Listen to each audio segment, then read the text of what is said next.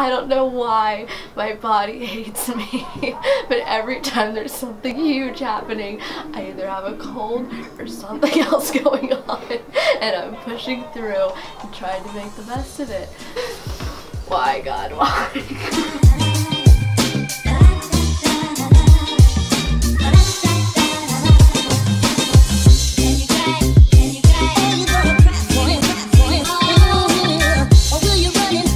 So get this, yesterday I get a phone call and a text message saying that I needed to call him ASAP.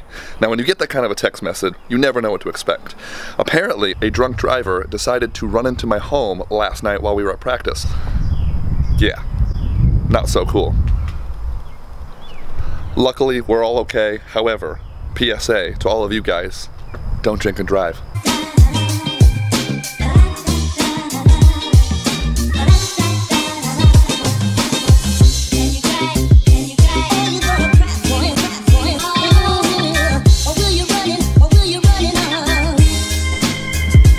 Cool, so we're gonna be looking at all my toys. They talked me into this today, so we're doing a little show and tell.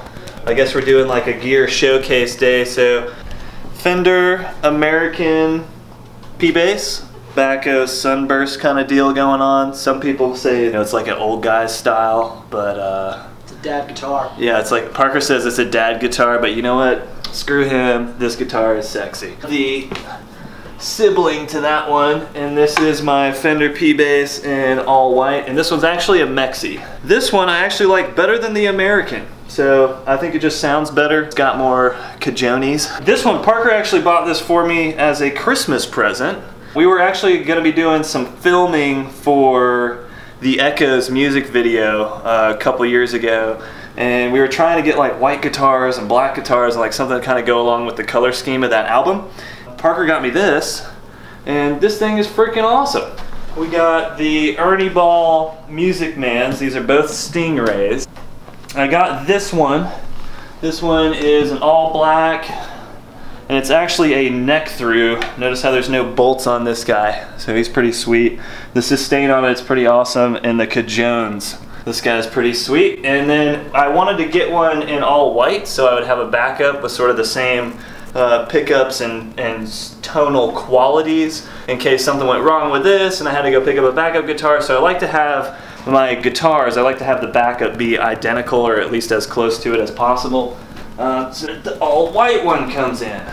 So there's an all white Stingray, but this one is not a neck through. So this one's a little bit cheaper, but still a really nice guitar. Saxony's feeling awful. Sax is down with the sickness right now. Well, I wanted to talk about Remi since he's doing his rig rundown right now. Remi is me and Saxony's older brother, and he's the bassist for Revel. If you saw our anniversary vlog, then you'll see kind of the story of how Remi joined into the group. Remi brings a lot more to the table than just playing bass because he's so outgoing and gregarious. We've often used him to be someone to go out and kind of get fans to come in and see our show. People who have never seen us before, they're like fans for other bands and stuff, and we'll be like, Remi, go talk to as many people as you can to get them to come to our show. And he's the first one to be like, on it, and he'll jump out there and he'll do it. He's also the first person to give you the shirt off his back if you're cold. Back up. Remi will be the type of person who has an extra shirt in his bag for you because he knew you'd be cold. Very giving and very loving and very patient because he gets a lot from me. He's the only one that knows how to load the van. So what do you do during loading? I do nothing. So me and Remi have this like particular vibe where we can just start picking a couple notes out, and then by the next like couple minutes we'll have a new jam or something like that. Start with a couple of little tinkly notes here and there, and then we'll build into something that gets incredibly annoying and loud for everybody to listen to. We do enjoy similar types of music and similar vibes and stuff like that. Remi and I are kind of like the vibe monsters. Everything that he brought to the table within songwriting, within rhythm, between me and him as the drummer and him on bass, the way that we could gel together and jam and do everything, it was really cool to see how quickly everything came together and how easy it was for us to click. Knowing that Remi likes a lot of more jam band styles, he'll be really into just sitting on a groove. Hey, for the next 20 minutes, let's just jam on this one groove. And he'll come up with something, you know, really unique and really cool. and then Devin and Parker and myself will just start jamming with him and start just kind of getting creative within our own right. But a lot of the influence that he has, he just constantly is like, all right, keep going, keep on trying something new. And until we find something that really sticks, and until we find something that we really feel good about, it's really fun to be able to have him kind of take the lead in some of the just more jam styles where we can just kind of uniquely come up with different parts.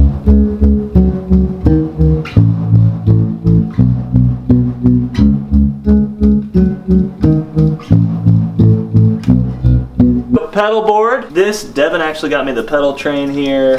What we've got going on here, this is the Boss DD500. It's a delay pedal. This is my Ernie Ball VP Junior, and this pedal is a piece of junk, guys. This is my 4th one. So the little string that's in here breaks regularly. I keep a backup on this guy. We have a whole song that's written. Money Now is all written on me doing this constantly to the beat. The Fuzz Factory, you guys have probably heard this on some of our newer songs. This one gives sort of like the EDM fuzz. This isn't like your normal overdrive sound. It sounds kind of like a buzz saw, but coming from the bass, it's a really cool kind of EDM, like, I don't know, it's kind of fun. And then that's just a tuner pedal. That's for tuning. One thing that Remi does that drives me crazy is that when we're trying to talk and have a serious moment, he just turns up his bass and then he just keeps going. Remi is not allowed to play any kind of music in the car. Car rides get so long, 15-hour rides to whatever the next show is. However, so what we started to do is we pass around the phone and every band member gets a song. We put it up in the queue, and so Parker will pick a song and then we'll listen to that, and then Saxony gets a turn. We had to instate a rule because every time that we were in the car, what would happen is that we would all pick a song, but Remi's genre of choice, every single song is like 14 minutes, 20 minutes, 25 minutes long. Now we have a rule that anybody can make any song, but it has to be less than 7 minutes long. This is the Super Bassman. This is actually a newer amp, and it ended up becoming more of a guitar player's amp because it just didn't have the bump that bassists were looking for. But this is the new deal. This guy came out probably like 2012 or so, and that's when I picked this up. It's a 300-watt tube amp. This guy's got like 8 tubes inside it, and this is an Eden 4x10, and that's that guy. And we've got our little cover on it. 4x10 XLT, so that's an Eden 4x10 XLT right there. That's where all the magic happens, baby. Oh, man.